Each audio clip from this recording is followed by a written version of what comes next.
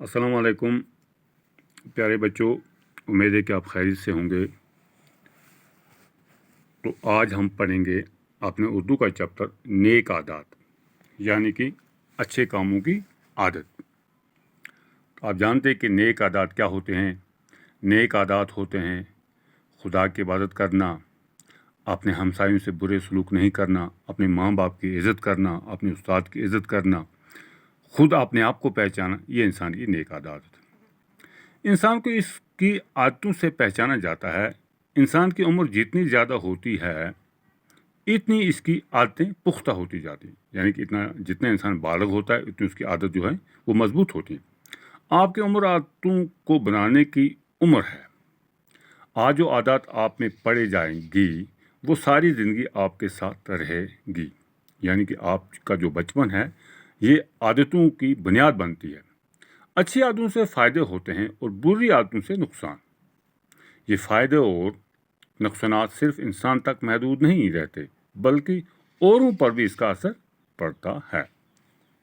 अगर पूरी क्लास में 2 बच्चे वक्त के पाबंद नहीं तो वो देर से आते हैं, तो सब से पहले इन्हीं के दोस्त मुतासर होते हैं। आहिस्ता आहिस्ता उनको भी ये आदत पड़ जाती है। उस्ताद पढ़ाने के लिए आता है तो इससे भी इनको गैर हाजिर देखकर तकलीफ होती है।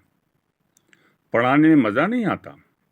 पढ़ाई शुरू करने के बाद जब वो आ जाते हैं तो उस्ताद को कुछ बातें दोहराना पड़ती हैं, जिससे और बच्चों का भी वक्त